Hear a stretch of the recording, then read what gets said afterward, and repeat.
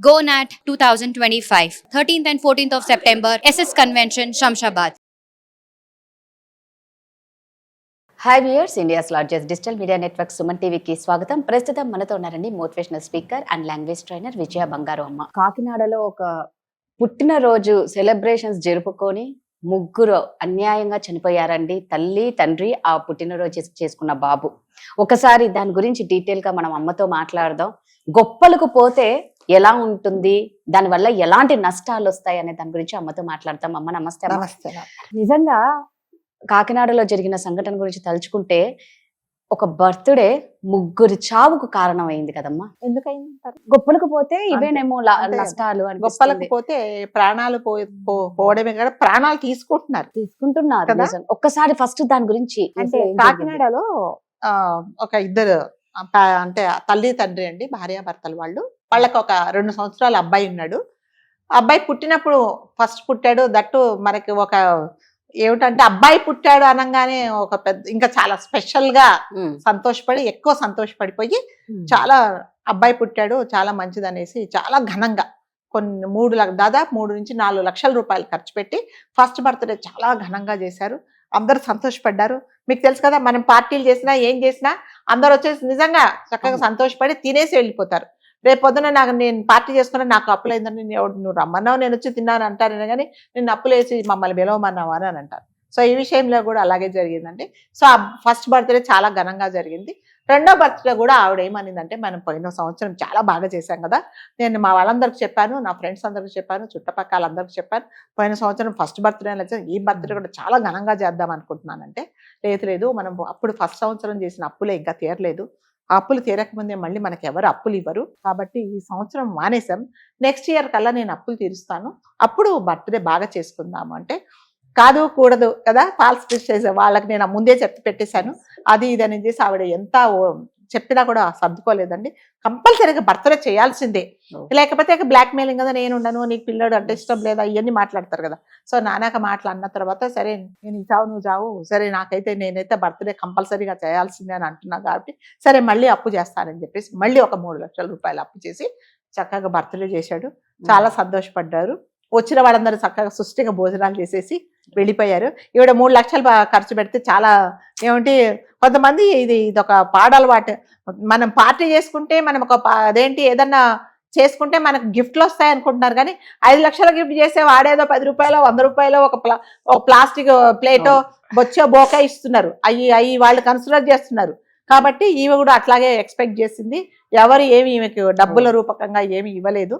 So మళ్ళీ birthday అయిపోయిన తర్వాత నెక్స్ట్ డే ఏమైందంటే, అప్పులు ఉన్నవాడు 2 రోజులు ఆగి 3వ రోజు వచ్చి, మరి అప్పు కట్టు, నువ్వు బర్త్డే చేసావు కదంటే, లేదు సార్ ఇప్పుడు నా దగ్గర లేవు అని చెప్తే, అదంతా కుదరదు, ఇచ్చినవాడు చాలా కఠినంగా ఉంటారండి, అప్పులు ఇచ్చిన వాళ్ళు నిజంగా అలాగే వసూలు చేసుకుంటారు అంటే, లేదు కంపల్సరీగా కట్టాల్సిందంటే అతనికి పాపం ఏమి దిక్కుదోచలేదు రాజుగారు.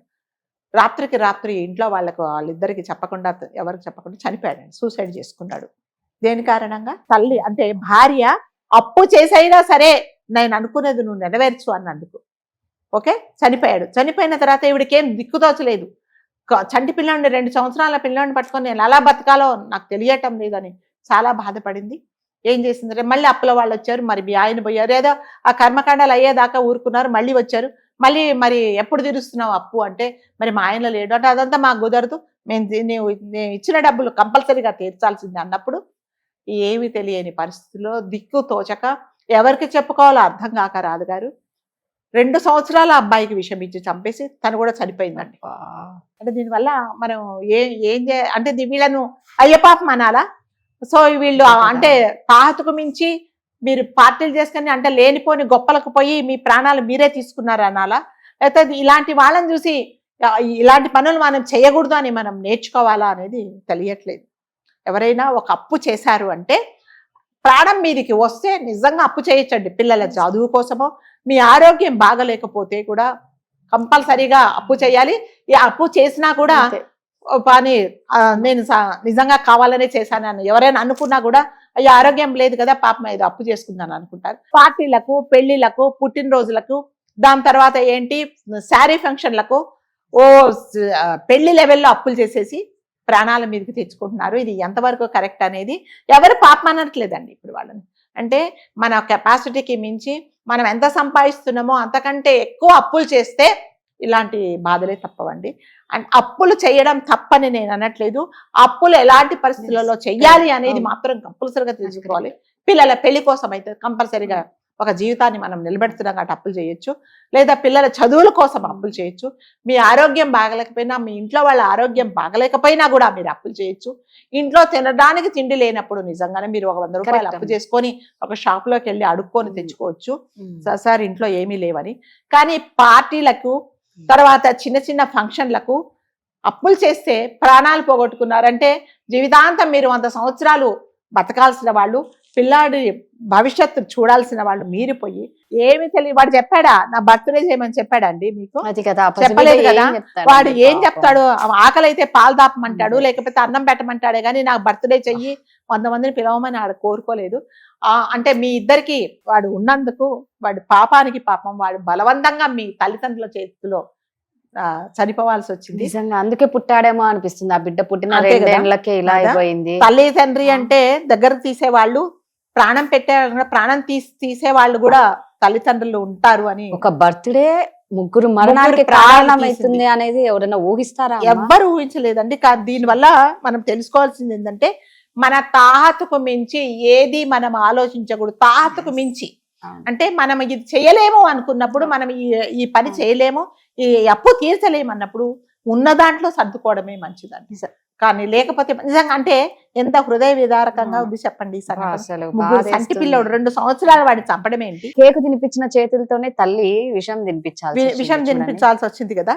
సో కాబట్టి దయచేసి తాహతుకు మించి అప్పులు చేసుకుంటే ఇలాంటి పరిస్థితి వస్తుంది. కాబట్టి దయచేసి మీరు అప్పులు చేసే ముందు ఒక్కసారి ఎందుకు అప్పు చేస్తున్నాను, ఇది అవసరం అనేది ప్రతి ఒక్కరు ఆలోచించుకోవాల్సి. కరెక్ట్. స్తోమతకు మించి ఏది చేసినా ఇలాగే అవుతుంది. తీరని నష్టం ఇది నిజంగా చెప్పాలంటే. ఆ పసిబిడ్డ ఏం చేశాడు పాపం? ఏం చేశాడు చెప్పండి? పాపం అన్నం పెడుతుంది అనుకున్నాడు కానీ విషం పెడుతుంది అని అనుకున్నాడా చెప్పండి? అప్పటికైనా సరే హస్బెండ్ ఎంత రిక్వెస్ట్ చేసినా ఆమె వినలేదు. ఏం చేశాడు? ఇంకా సరే నేను చచ్చిపోతానన్నా నీకు బుద్ధి వస్తుందని చనిపోయాడు. మరి ఆయన చనిపోయిన తర్వాత వీళ్ళ పరిస్థితి ఏంటి? మమ్మల్ని ఎవరు చూస్తారు? అప్పుల వాళ్ళు మళ్ళీ మీద పడుతున్నారు. నేను చనిపోతాను, నా పిల్లవాడిని ఎవరు చూస్తారని. ఆమె చనిపోయింది, వాడిని చంపేసింది, ఆమె చనిపోయింది. కాబట్టి దయచేసి మేము కోరుకోవడం ఏంటంటే, దయచేసి అప్పులు చేసే ముందు, మరి ముఖ్యంగా అప్పులు చేసే ముందు, ఇలాంటి అనవసరమైన ఫంక్షన్లు చేసే ముందు ఇది అవసరమా అని ఆలోచించుకోండి. వాళ్ళెవరో చేశారు, వీళ్ళెవరో చేశారని పోల్చుకోకండి. వాళ్ళ తాహతు అది, వాళ్ళు చేసుకున్నారు. వాళ్ళు అప్పులు చేసినా తీర్చుకోగలరు, కానీ మీరు తీర్చుకోలేరు అనేది మీరు ఆలోచించుకోండి. అది మాత్రం కరెక్టే. స్తోమతకు మించి ఏది చేసుకోకండి. అనవసరంగా అందరు చూడండి బాధేస్తుంది, నిజంగా చాలా బాధేస్తుందండి అసలు. థ్యాంక్ యూ అమ్మా. Thank you.